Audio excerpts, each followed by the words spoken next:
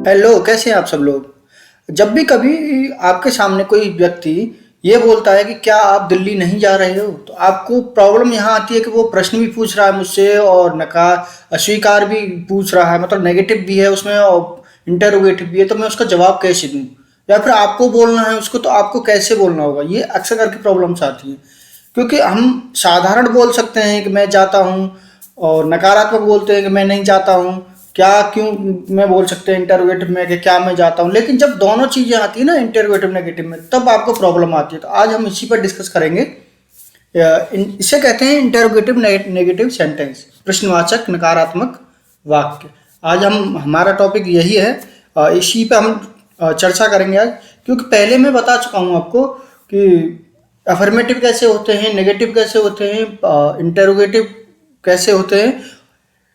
Interrogative and negative जो है, दोनों को भी आपस में जो मिला के बोला जाता है वो किस तरीके से बोला जाता है, क्या भी होता है उसमें। यस नो का भी मैंने आपको बताया था किस तरीके से आपको जवाब देना है, WH की फॉर्म में भी बताया था। लेकिन अगर उसमें नहीं भी हो, नॉट भी लगा हो, तब हमें क्या करना होगा, या कैसे हमें समझना होगा, या कैसे हमें बोलना होगा। तो आइए चलो देखते हैं। तो मैंने कुछ सेंटेंसेस लिखे हैं, जैसे कि क्या तुम घर पर नहीं पढ़ते, क्या तुम घर पर नहीं पढ़ते। इसमें एक तो क्या है, तो इंटरोगेटिव शब्द हो गया, और उस पर नहीं भी है, नहीं पढ़ते, इसका मतलब नेगेटिव भी है। तो ये नकारात्मक भी हो गया और प्रश्नवाचक भी हो गया। क्या वह सुंदर नहीं लिखती है, क्या भी है वो और सुंदर भी नहीं है। इंटरोगेटिव भी हो गया, नेगेटिव भी हो गया। देखो, टेंस जो होते हैं वो चार ही प्रकार से बोले जाते हैं। या तो अफर्मेटिव होगा, साधारण वाक्य होगा, या नेगेटिव होगा, नकारात्मक होगा, या इंटरोगेटिव होगा, प्रश्नवाचक होगा। कोई भी प्रश्न पूछेगा, आपका नाम क्या है, आप कहाँ जाते हो, और आप कब जा रहे हो, इस तरीके से, या आप कैसे हो। या फिर जो चौथा आता है ना, जो फोर्थ नंबर पे आता है, वो होता है इंटरोगेटिव नेगेटिव सेंटेंस। मुझे नहीं लगता कि इससे अलग भी सेंटेंस होते हैं।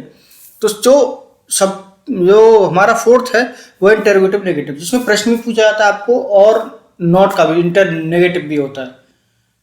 जैसे कि क्या आप कल दिल्ली नहीं जाओगे, तो अब इसमें क्या हो गया, आपको पूछ भी रहा है कि आप जाओगे, लेकिन नहीं जाओगे नकारात्मक भी हो गया, नेगेटिव भी हो गया।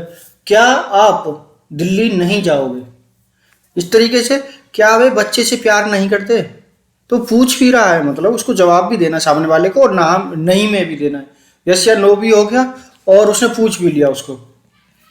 क्या मैं पत्र नहीं लिखता हूँ, क्या वह गाना नहीं गाते हैं, क्या तुम उसका पता नहीं जानते हो, क्या मैं कुर्सी पर नहीं बैठूंगा, क्या तुम कुर्सी पर नहीं बैठोगे। तो ये बाकी जो भी है ना, ये देखो इंडेफिनिट में भी बोले जाते हैं, कंटिन्यूस में भी बोले जाते हैं, परफेक्ट में भी, परफेक्ट कंटिन्यूस में भी। तीनों कालों में बोले जाते हैं, प्रेजेंट में भी बोले जाते हैं, पास्ट में भी, फ्यूचर में भी। वर्तमान में भी होंगे ये टेंस, और पास्ट में भी होंगे, भूतकाल में आपके, और भविष्य में भी बोले जाएंगे। जी, ये तीनों में ही बोले जाएंगे, तीनों कालों में, टेंसेज में।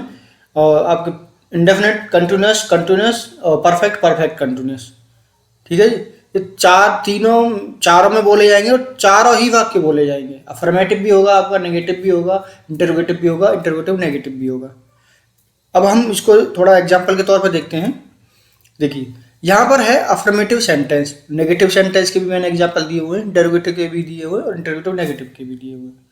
यहाँ पर आपको बिल्कुल क्लियर हो जाएगा कि किस वाक्य को किस तरीके से आपको यूज करना है। फॉर्म्स आपको याद ही है। देखो, प्रेजेंट इंडेफिनिट की फॉर्म डू या डज होती है, फर्स्ट फॉर्म क्रिया की लगती है। और कंटिन्यूस में जो होता है वो इज एम आर होता है।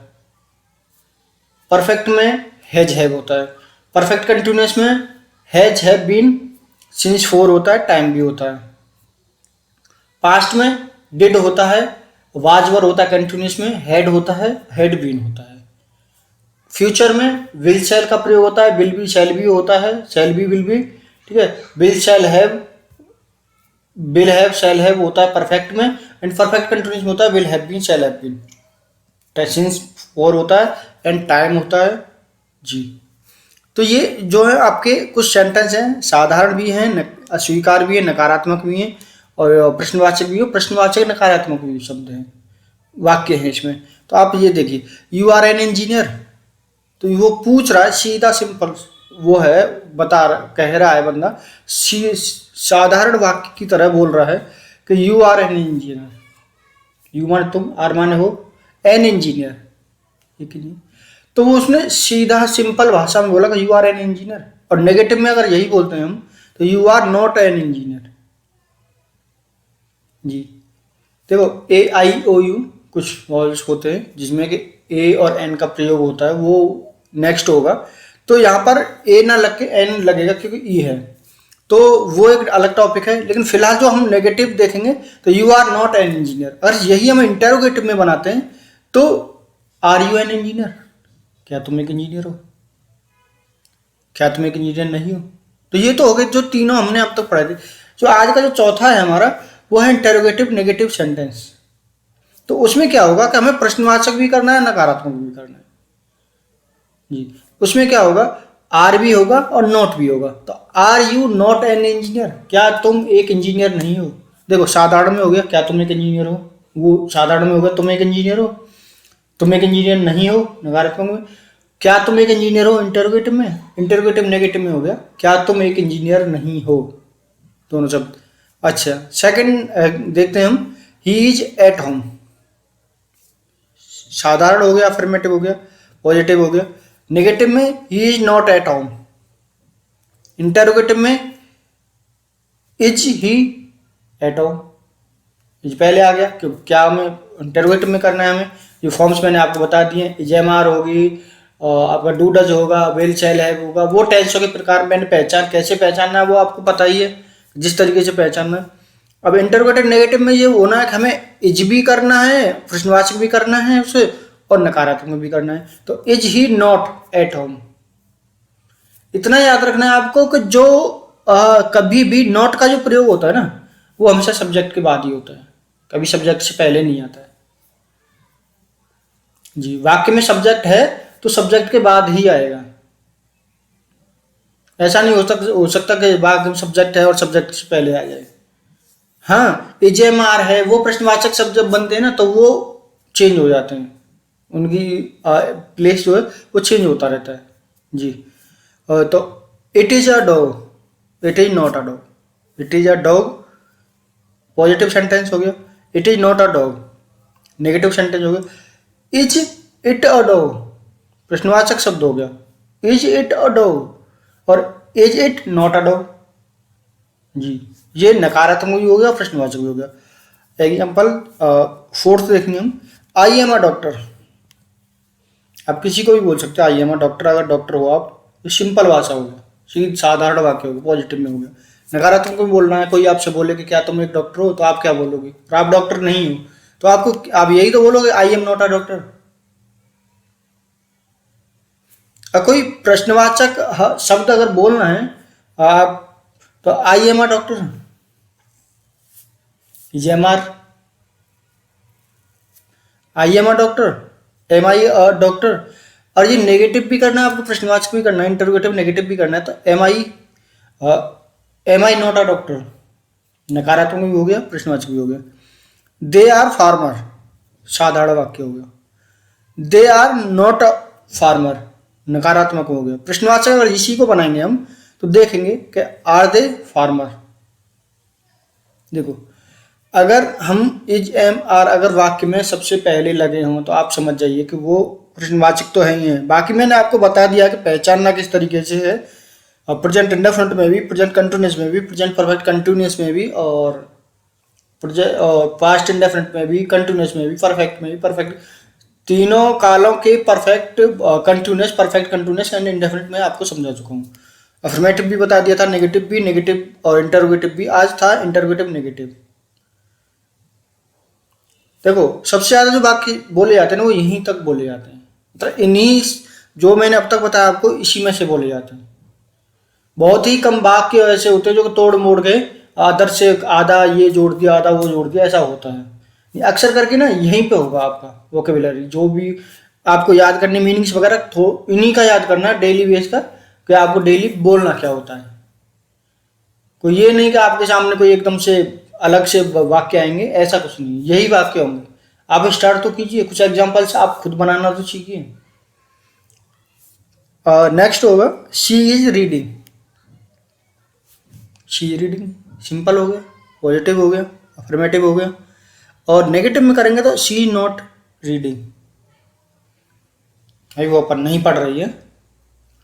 और इंटरोगेटिव में करेंगे तो इज शी रीडिंग, क्या वो पढ़ रही है। इंटरोगेटिव नेगेटिव में करेंगे अगर हम ये, तो नेगेटिव एंड इंटरोगेटिव प्लस कर देंगे। हमें नॉट का भी प्रयोग करना है एंड प्रश्नवाचक का भी प्रयोग करना है। और सिंबल तो है आपका, जो मैंने बताया था कि सिंबल होता है प्रश्नवाचक में, वो प्रश्नवाचक के साथ नेगेटिव भी होगा तब भी होगा सिंबल। अगर प्रश्नवाचक शब्द है उसमें चाहे नॉट भी लगा हुआ है तब भी प्रश्नवाचक जो सिंबल होता है ना, इंटरोगेटिव सिंबल, वो होगा ही। तो इज शी नॉट रीडिंग, क्या वह नहीं पढ़ रही है, क्या वह पढ़ रही है, और वह नहीं पढ़ रही है और वह पढ़ रही है। पॉजिटिव भी हो गया, इंटरोगेटिव भी हो गया, नेगेटिव भी हो गया, इंटरोगेटिव नेगेटिव भी हो गया।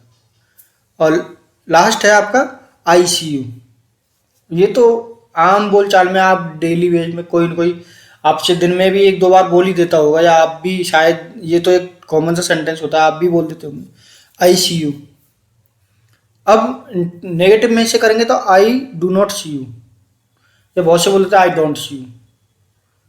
डोंट एक मिश्रण कर देते हैं डू और नॉट का, तो डोंट हो जाता है वो I do not see you.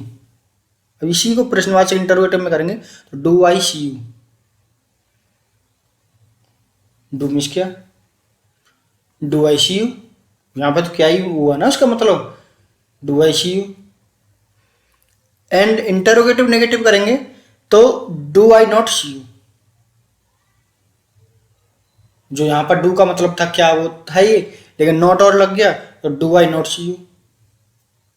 तो ये ना एग्जाम्पल्स थे आपके, जो मैंने एक एग्जाम्पल के तौर पर समझाना चाहा, क्योंकि थ्योरेटिकल तो मैं अब सभी में अभी तक बताता चला आया हूँ आपको। थ्योरी तो वैसे भी आपको याद हो गई होगी, अब हर बार थ्योरी बताना एक अलग ही होता है।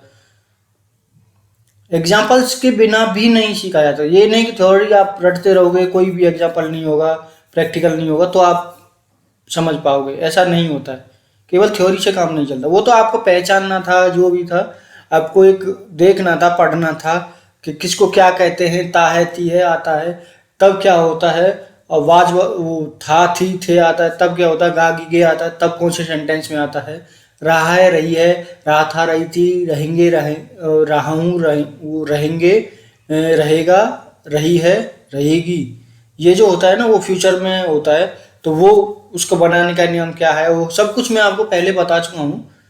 ठीक है, डिस्क्रिप्शन में लिंक भी दे रखा है। अगर आप कहीं से अगर कोई भी चीज़ भूलते हैं, भूल जाते हैं, आपको दोबारा से देखना होता है, तो लिंक पे क्लिक कीजिए और आप देख सकते हैं। तो ये एग्जाम्पल्स थे। अब आप ना ज़्यादा नहीं, 5-5 टेंस ना आप सभी के बना सकते, तीनों कालों के बना के देखिए, प्रेजेंट के भी, पास्ट के भी, फ्यूचर के भी। अफर्मेटिव बनाइए, नेगेटिव भी बनाइए, इंटरोगेटिव भी बनाइए, एंड इंटरोगेटिव नेगेटिव भी बनाइए। आपको ये इंग्लिश ऐसा लगने लगेगी, अगर बस थोड़ा सा शब्द याद रखने पड़ेंगे आपको, home, dog, doctor, farmer, reading, कुछ सब, इंजीनियर, ये वो, और जाना, आना, खाना, इनकी ना मीनिंग्स याद रखने पड़ेंगे आपको। कुछ फॉर्म्स याद रखनी पड़ेंगे, मैंने वर्ब्स बताई थी आपको, V1, V2, V3 जी।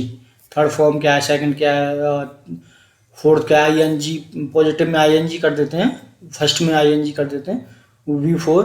और SIS कहाँ पे लगाना है हमें वर्ब के साथ में, तो वो आपको एक बार अगर आपको याद हो गया और अच्छी बात है, अगर नहीं हुआ तो मैंने लिंक दे रखा है, आप दोबारा से देख सकते हैं। और इनके ना कुछ एग्जाम्पल्स आप कीजिए। 100% मैं बोल सकता हूँ कि ये ना कोई कठिन नहीं है आपको, आप एक बार करोगे ना खुद एग्जाम्पल्स, ये आपको लगने लगेगा हाँ ये है सरल।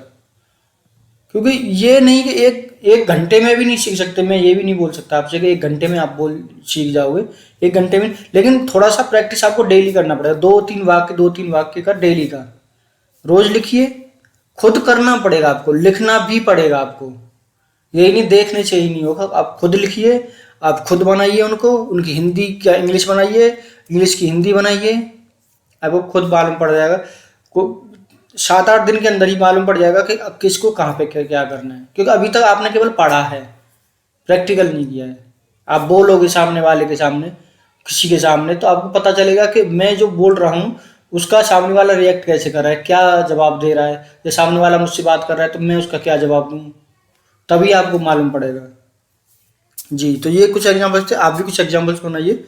नेक्स्ट वीडियो में मिलता हूँ आपसे। आप हमारे चैनल को लाइक कीजिए, सब्सक्राइब कीजिए एंड कमेंट जरूर करते रहिए, जिससे मुझे मालूम पड़ता रहे कि आपको प्रॉब्लम्स कहाँ पे आ रही हैं और मैं नेक्स्ट टॉपिक या नेक्स्ट वीडियो में क्या आपको समझाने की कोशिश करूँ। जी, मुझे भी मालूम पड़ेगा तो मैं भी आपको बेहतर बता पाऊंगा। आप कमेंट करते रहिए, सब्सक्राइब कीजिए, लाइक कीजिए, अपना सपोर्ट ऐसे ही बनाए रखिए।